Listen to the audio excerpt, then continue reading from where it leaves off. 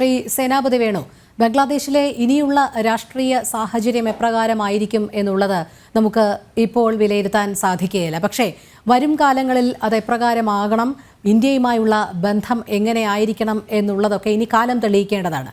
അതിനിടയിൽ ഭാരതത്തിനകത്ത് നിന്നുകൊണ്ട് വിധ്വംസക ശക്തികൾ ഭാരതത്തിനെതിരെ ഒരു നടപടിയും സ്വീകരിക്കാൻ പാടില്ല എന്നുള്ളത് തന്നെയാണ്. ഭാരതീയരായ നാം എപ്പോഴും നമ്മുടെ രാജ്യത്തോടൊപ്പം നിൽക്കണം. അതിനുള്ളിൽ യാതൊരു തരത്തിലുള്ള വിഘടനവാദങ്ങൾക്കും സാധ്യതയില്ല. അതുകൊണ്ട് തന്നെ രാഷ്ട്രീയക്കാർ അതിൻ്റെ പക്വത കാണിക്കണം. ഇപ്പോൾ കോൺഗ്രസിലെ മുതിർന്ന നേതാക്കളൊക്കെ പറയുന്നത് പോലെയുള്ള രാഷ്ട്രീയ പ്രസ്താവനകൾ അപക്വമാണ്. ഒന്നുകൂടി മാറി ചിന്തിക്കേണ്ടിയിരിക്കുന്നു ഈ അവസരത്തിൽ. അല്ല, കോൺഗ്രസ് നേതാക്കള് ഇപ്പോൾ പറഞ്ഞിരിക്കുന്ന പ്രസ്താവനകളൊന്നും അപക്വമോ അല്ലെങ്കിൽ അനാവശ്യമോ അല്ല. അതൊക്കെ യഥാസമയം ഭരണകൂടത്തിന് കൊടുക്കുന്ന മുന്നറിയിപ്പുകളാണ്. ഇവിടെ ഒരു കാര്യം മോഹൻ വർഗീസ് സാർ പറഞ്ഞതിനോട് ഞാൻ കൂട്ടിച്ചേർക്കാൻ ആഗ്രഹിക്കുകയാണ്. ഇന്ത്യയുടെ ചുറ്റുവട്ടത്ത് ഇന്ന് മുഴുവൻ രാഷ്ട്രങ്ങളും നമ്മുടെ ശത്രുപക്ഷം. ഒരുപക്ഷെ 1987 പ്രേമദാസയുടെ എന്താ പറയുക ആവശ്യപ്രകാരം ഇന്ത്യയുടെ സേന പോയി LTT-കാരൻ പ്രഭാകരനെയൊക്കെ ഇല്ലായ്മ ചെയ്ത ആ ശ്രീലങ്ക പോലും ഇന്ന് നമ്മുടെ പക്ഷത്തില്ല എന്നുള്ളതാണ്. ഇപ്പൊ ഏറ്റവും അവസാനം മാലദ്വീപ് നമ്മുടെ പക്ഷത്തുനിന്ന് വിരുദ്ധമാകും. നേപ്പാള് നമ്മുടെ ഭൂമി പോലും ഇപ്പൊ ആവശ്യപ്പെടുന്ന ഒരു സ്ഥിതിവിശേഷമാണ്. അപ്പോ രാജ്യത്തിന്റെ ചുറ്റുവട്ടത്ത് നമ്മൾ നോക്കിക്കഴിഞ്ഞാൽ വർത്തമാന കാലഘട്ടത്തിൽ നിർഭാഗ്യവശാൽ ഇന്ത്യയെ പിന്തുണയ്ക്കുന്ന അല്ലെങ്കിൽ മനസ്സുകൊണ്ട് ഇന്ത്യയോടൊപ്പം ചേർന്ന് നിൽക്കുന്ന രാഷ്ട്രങ്ങളുടെ എണ്ണം അത് 0-ൽ എത്തിയിരിക്കുന്നു എന്നുള്ളതാണ് യഥാർത്ഥം. അപ്പം അങ്ങനെ ഒരു ഘട്ടത്തിൽ നമുക്ക് വളരെ എന്താ പറഞ്ഞ ഈ കാര്യത്തിൽ നമ്മുടെ വിദേശ നയങ്ങളിൽ വളരെ കൃത്യമായിട്ടുള്ള നടപടികൾ ഉണ്ടാകേണ്ടിയിരിക്കുന്നു. കാരണം എല്ലാവരെയും ശത്രുപക്ഷത്ത് പ്രതീക്ഷിച്ചുകൊണ്ട് നമുക്ക് മുന്നോട്ട് പോകാനായിട്ട് പറ്റത്തില്ല. നമ്മൾ ശ്രീലങ്കയുടെ കാര്യത്തിൽ കണ്ടു. അവിടെ ഗോട്ടബായ രാജപക്ഷെ അവരെ സമാനമായ സ്ഥിതിവിശേഷമാണല്ലോ, ബംഗ്ലാദേശിന് സമാനമായ സ്ഥിതിവിശേഷമാണല്ലോ. പ്രസിഡന്റിന്റെ കൊട്ടാരത്തിൽ ആളുകൾ കയറി അദ്ദേഹത്തിന്റെ നീന്തൽക്കുളത്തിൽ കുളിക്കുന്നു, അദ്ദേഹത്തിന്റെ കസേരയിൽ മാറി മാറി ഇരിക്കുന്നത്, ഇതൊക്കെ നമ്മൾ കണ്ടതാണ്. ഒരു ജനാധിപത്യ ലോകത്ത് ഭരണകൂടങ്ങൾ തകർന്നാൽ ഉണ്ടാകുന്ന അവസ്ഥ എന്ന് പറയുന്നത് അനാർക്കിയാണ്, അരാജകത്വമാണ്.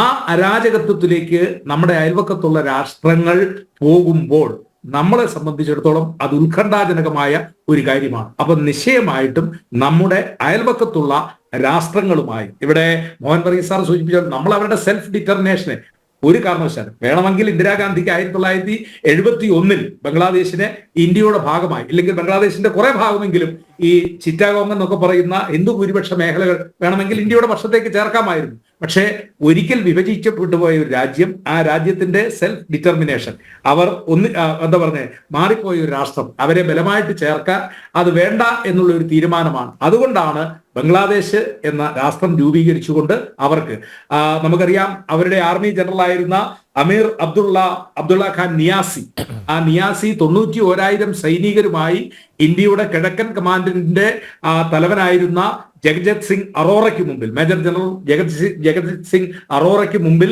കീഴടങ്ങുമ്പോൾ വേണമെങ്കിൽ ആ രാഷ്ട്രത്തിന്റെ കുറെ ഭാഗങ്ങളെയെങ്കിലും ഇന്ത്യയുടെ ഭാഗമാക്കാൻ ഇന്ദിരാഗാന്ധിക്ക് അന്ന് കഴിയുമായിരുന്നു. പക്ഷേ അതായിരുന്നില്ല. ഒരിടത്തും വെട്ടിപ്പിടിക്കുന്ന ഒരു നയമല്ല ഇന്ത്യ മഹാരാജ്യം സ്വീകരിച്ചത്. പക്ഷേ ഈ അയൽവക്കത്ത് ഇപ്പോൾ ഉണ്ടാകുന്ന അസ്വസ്ഥതകൾ, അതിൽ ഞാൻ വളരെ വ്യക്തമായി കോൺഗ്രസ് പാർട്ടിയുടെ നയം പറയാൻ ആഗ്രഹിക്കുന്നു.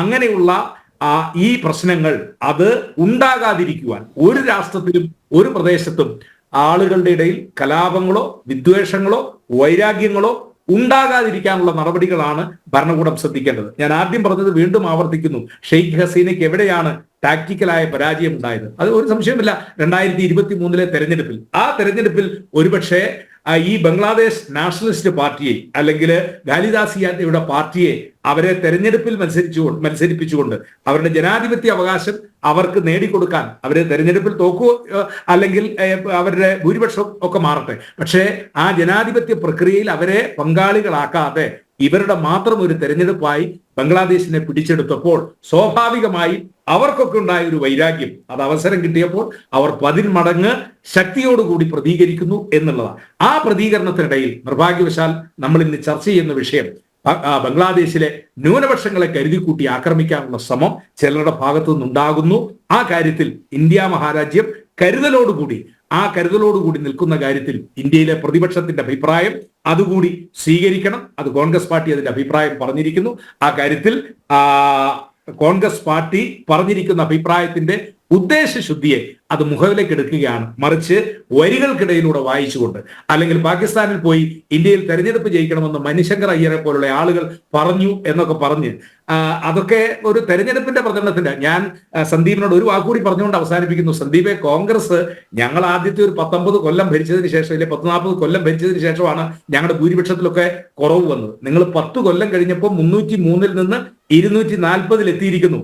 നിങ്ങൾ ചിന്തിക്കണം, 10 കൊല്ലത്തെ ഭരണം കൊണ്ട് 303 നിന്ന് നിങ്ങൾ 240 എത്തിയിരിക്കുന്നു. നിങ്ങൾ ഇന്ന് ഇന്ത്യ ഭരിക്കുന്നത് ഭൂരിപക്ഷത്തിലല്ല, നിങ്ങൾ ചിലരുടെയൊക്കെ ഔദാര്യത്തിലാണ് ഇന്ത്യ ഭരിക്കുന്നത്. അതുകൊണ്ട് ആ 400ന്റെ കൊമ്പത്ത് നിന്ന് 303ന്റെ കൊമ്പത്ത് നിന്ന് നിങ്ങൾ താഴോട്ട് വരണം, എന്നിട്ട് വേണം വർത്തമാനം പറയാൻ. സ്ഥാനത്തും അസ്ഥാനത്തും കോൺഗ്രസ് പാർട്ടിയെ വിമർശിക്കുന്നത് അതല്ല ഇന്ത്യക്ക് ഗുണം, അല്ലെങ്കിൽ ഇന്ത്യയുടെ വിദേശ കാര്യങ്ങൾക്ക് നയങ്ങൾക്ക് ഗുണം എന്ന് ഞാൻ സന്ദീപിനെ സ്നേഹത്തോടുകൂടി വിനയപുരസരം ഓർമ്മപ്പെടുത്താൻ ആഗ്രഹിക്കുകയാണ്. അപ്പൊ നമുക്ക് വേണ്ടത് അതിർത്തി രാഷ്ട്രങ്ങളിൽ അല്ലെങ്കിൽ രാജ്യങ്ങളിൽ അവിടെ അശാന്തിയല്ല, മറിച്ച് ശാന്തിയാണ്. ആ ശാന്തിയാണ് ഇന്ത്യ മഹാരാജ്യം അല്ലെങ്കിൽ ഈ ഏഷ്യ ഭൂഖണ്ഡത്തിന് അനുഗുണമായിട്ട് വരുന്നത്. ബംഗ്ലാദേശിനെ കുറിച്ച് നമ്മൾ ചർച്ച ചെയ്യുമ്പോൾ ഏഷ്യ പസഫിക് രാജ്യങ്ങളിൽ 4.5 GDP നിൽക്കുമ്പോൾ 6% വളർച്ചയുണ്ടായ ഒരു രാജ്യമാണ്. അപ്പോ അവരുടെ ആ ഡെവലപ്മെന്റിനെ ഒക്കെ നമ്മൾ കാണണം. അതിനെ എന്തുകൊണ്ട് ഷെയ്ഖ് ഹസീനയ്ക്ക് ജനങ്ങളിൽ എത്തിക്കാൻ കഴിഞ്ഞില്ല? ഇവിടെ മോഹൻ വർഗീസ് സാർ സൂചിപ്പിച്ചതുപോലെ ഇത്രയും അധികം ഇൻഡസ്ട്രിയലൈസേഷൻ നടന്ന ഒരു നാട്ടിൽ എന്തുകൊണ്ട് തൊഴിലില്ലായ്മയ്ക്ക് പരിഹാരം ഉണ്ടായില്ല? ചെറുപ്പക്കാർ അസ്വസ്ഥരായി എന്നുള്ളത് അത് ബാക്കി രാഷ്ട്രങ്ങൾ കൂടി പഠിക്കേണ്ടതാണ് എന്നാണ് ഒരു രാഷ്ട്രീയ വിദ്യാർത്ഥി എന്ന നിലയിൽ ഈ കാര്യത്തിൽ എന്റെ അഭിപ്രായം. ശരി.